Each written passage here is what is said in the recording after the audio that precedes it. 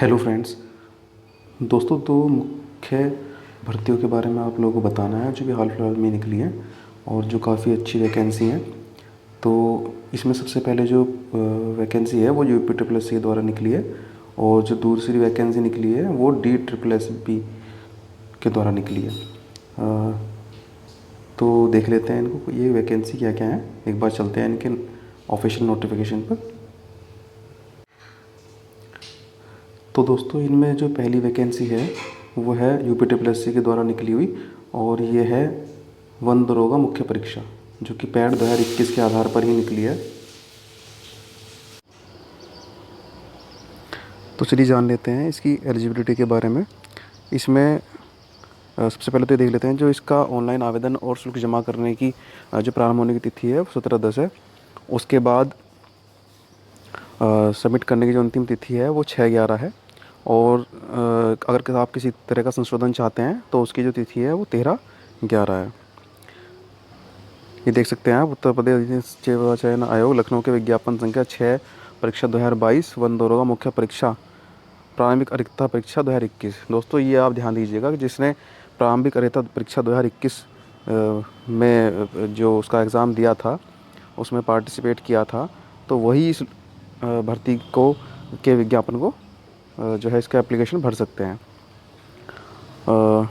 और ये 701 पदों के लिए है। वन दरोगा के 701 पद बहुत ही अच्छे पद हैं। और अब एक बार इसकी देख लेते हैं इसकी जो एलिजिबिलिटी है वो इसमें इन्होंने क्या मांगी है। हम इसकी एक बार एलिजिबिलिटी देख लेते हैं।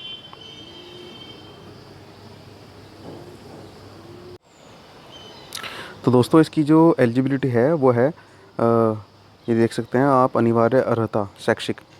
तो इसमें वन दरोगा के पद पर सीधी भर्ती हेतु किसी अभ्यर्थी के लिए भारत में विधि द्वारा स्थापित विश्वविद्यालय से गणित, भौतिक विज्ञान, रसायन विज्ञान, वनस्पति विज्ञान, जंतु विज्ञान, वानिकी, भूगर्भ विज्ञान, कृषि, सांख्यिकी, पर्यावरण विज्ञान में से 2 या अधिक विषयों के साथ स्नातक, यानी कि इनमें से किसी 2 या अधिक विषयों के साथ स्नातक उपाधि, अथवा अभियांत्रिकी में स्नातक उपाधि या पशु चिकित्सा विज्ञान में स्नातक उपाधि धारित करना, या सरकार द्वारा मान्यता प्राप्त उसके समकक्ष अर्हता धारित करना आवश्यक है। ठीक है, ये तो इसकी मुख्य जो अर्हता है वो हो गई।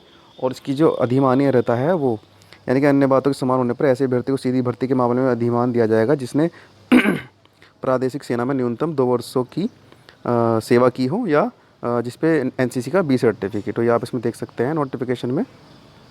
एज वही है इसकी 21 से 40 वर्ष।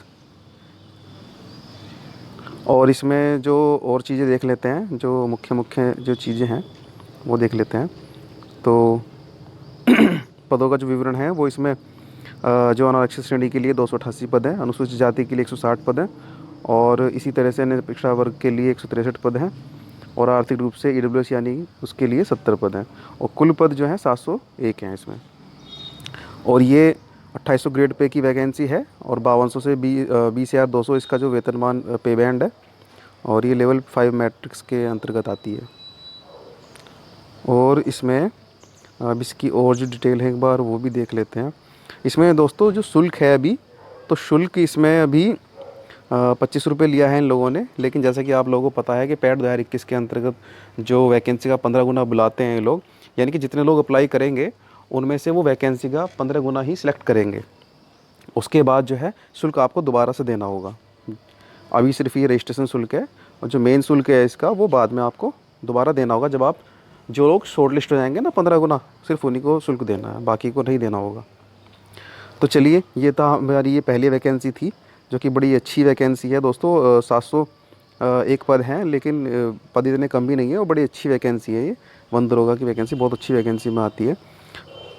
तो चलिए चलते हैं इसकी एक दूसरी वैकेंसी पे, जो Delhi staff service selection board ने निकाली है। तो दोस्तों, ये आप देख सकते हैं दूसरी वैकेंसी।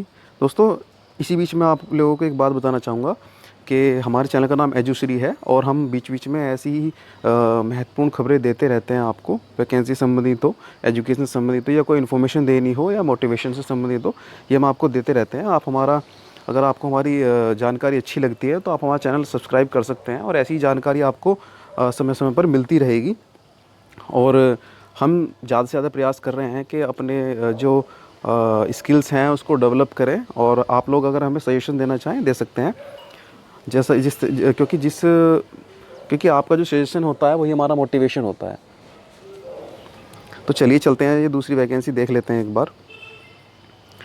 तो इसमें ये कई तरह की वैकेंसी निकली है।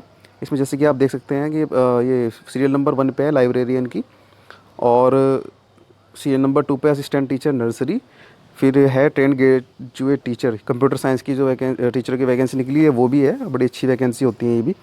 और domestic science teacher, physical education teacher.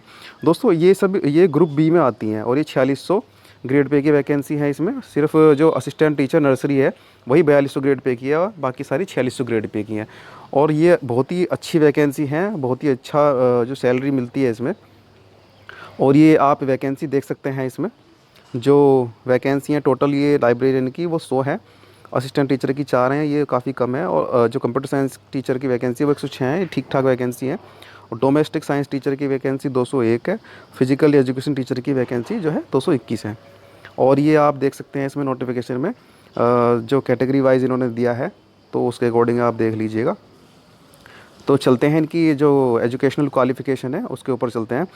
तो दोस्तों जो लाइब्रेरियन है उसकी जो एजुकेशनल क्वालिफ़िकेशन है, degree from a recognised university और इक्विवेलेंट, और दूसरा बैचलर डिग्री और equivalent diploma in library science, यानी कि लाइब्रेरी साइंस में भी आपके पास बैचलर डिग्री या डिप्लोमा होना चाहिए। इसके अलावा 3 साल का जो 2 साल का एक्सपीरियंस होना चाहिए लाइब्रेरी और कंप्यूटराइजेशन ऑफ लाइब्रेरी में किसी गवर्नमेंट ऑर्गेनाइजेशन का।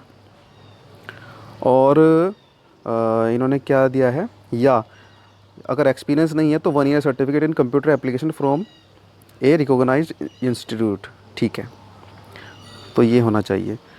और आप जैसे कि मैंने आपको बताया कि इसका जो पे लेवल है 44,900 से 1,42,400 तक का है, और एज जो है 30 साल से ऊपर नहीं होनी चाहिए। और जो दिल्ली के जो एस्पिरेंट हैं उनको ये जो नियमानुसार एज में रिलैक्सेशन मिलेगा, जो कि मिलता ही है। अब चलिए देखते हैं ये असिस्टेंट टीचर नर्सरी के लिए क्या दिया है इन्होंने। तो इसके लिए भी आप ये वैकेंसी जो इसका क्वालिफ़िकेशन है वो देख सकते हैं। वैकेंसी जो है टोटली 4 हैं, थोड़ी कमी है ये वैकेंसी। ये आप इसके अकॉर्डिंग पढ़ लीजिएगा जो इसमें एजुकेशन क्वालिफ़िकेशन दिया है। और इसकी भी एज लिमिट सब सेम है, और पे स्केल इसका 35,400 से 1,12,400 है। अब आ जाते हैं हम अपना जो कंप्यूटर साइंस की जो वैकेंसी निकली है टीचरों की वो। दोस्तों एक बात मैं आपको बताना चाहूँगा कि जो दिल्ली में कंप्यूटर साइंस की वैकेंसी टीचरों की निकलती है उसमें ये लोग बीएड नहीं मांगते। और अगर आप यूपी की बात करें तो यूपी में कंप्यूटर साइंस टीचर के लिए भी बीएड अनिवार्य है, चाहे वो बीटेक बीसीए वाले हों, चाहे उन्होंने बीई किया हो या एमसीए वाले हो, उनको बीएड कंपलसरी है। तो इसमें जो कंप्यूटर साइंस टीचर की जो वैकेंसी निकली है इसकी जो एजुकेशनल क्वालिफ़िकेशन है वो है bachelor degree in computer science, यानी कि बीसीए किया हो या graduation in computer science from a recognised university, ठीक है, ये हो, या बीटेक कंप्यूटर साइंस या इंफॉर्मेशन टेक्नोलॉजी में किया हो, या ग्रेजुएशन इन एनी सब्जेक्ट। और जो डॉक का ए लेवल होता है वो, यानी कि ग्रेजुएशन और जिसने डॉक का ए लेवल किया है वो भी इस वैकेंसी के फॉर्म को भर सकता है। इसका जो पे स्केल है वही 44,900 और से लेके 1,42,400, और जो ग्रेड पे है 4600 का ग्रेड पे है। और अब चलते हैं हम अपना अगली वैकेंसी की तरफ। ये है domestic science teacher. Domestic science teacher की जो टोटल वैकेंसी है 201 है, और इसके लिए bachelor degree in domestic science या होम साइंस, यानी कि होम साइंस या डोमेस्टिक साइंस में किसी ने डिग्री करी हो, और साथ ही साथ बैचलर इन एजुकेशन यानी बीएड हो, और वो भी डोमेस्टिक साइंस या होम साइंस में। ऐसे मतलब जो बीएड में जो उनका सब्जेक्ट है वो डोमेस्टिक साइंस या होम साइंस इन दोनों में से एक होना चाहिए। Desirable must have passed Hindi as subject, यानी कि Hindi as a subject secondary level पर ये हो तो वो डिज़ायरेबल है, मतलब अनिवार्य नहीं है, डिज़ायरेबल है। तो अब अगली वैकेंसी की तरफ चलते हैं। ये है इसमें physical education teacher. Physical education teacher की जो टोटल वैकेंसी है वो 221 वैकेंसी है, और इसमें जो इन्होंने क्वालिफ़िकेशन मांगी है graduation with bachelor of physical, यानी कि किसी ने बीपीएड किया हो तो वो इस फॉर्म को भर सकता है। और इसका जो पे लेवल है वो 44,900 से 1,42,400 वही है जो औरों का था, और ग्रेड पे इसका भी 4600 है। और दोस्तों इसमें भी जो एज है वो 30 साल से ज़्यादा नहीं होनी चाहिए। और जो दिल्ली के हैं, ध्यान रखिएगा दोस्तों, बहुत से बच्चे इस फॉर्म को इसलिए गलत ना भर दें कि उन्हें एज में रिलैक्सेशन मिल जाएगा। दोस्तों एक बात ध्यान रखिएगा कि 30 साल से ऊपर सिर्फ उन्हीं लोगों को एज में रिलैक्सेशन मिलेगा जो दिल्ली के हैं, यानी कि जो दिल्ली के निवासी हैं सिर्फ उन्हीं को रिलैक्सेशन मिलेगा और किसी को नहीं मिलेगा। तो ये थी इसकी एलिजिबिलिटी क्राइटेरिया। अब इसकी और जो चीज़ें हैं अगर इसमें देख लेते हैं एक बार। दोस्तों एप्लीकेशन फ़ीस इसमें 100 रुपये है और SC ST कैटेगरी के लिए कोई एप्लीकेशन फ़ीस नहीं है। दूसरा इसका जो स्कीम है वो आप इसमें देख लीजिएगा। जो टायर 1 ये टीचिंग के लिए है, तो वो इसके अकॉर्डिंग आप देख लीजिएगा। इसमें सिलेबस दिया है पूरा नोटिफिकेशन में। आप इसकी जो ऑफिशियल साइट है DSSB की, वो वहाँ पर जाके ये डाउनलोड कर सकते हैं।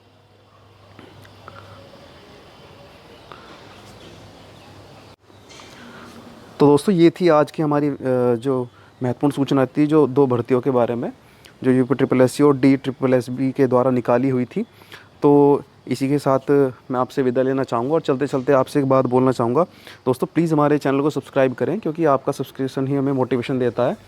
और आप साथ ही साथ हमें कमेंट में अपने सजेशन और जो आप हमें कोई सुझाव देना चाहें तो आप दे सकते हैं, उसमें आपका स्वागत है। तो चलिए ठीक है, आज के लिए बस इतना ही। थैंक यू, धन्यवाद।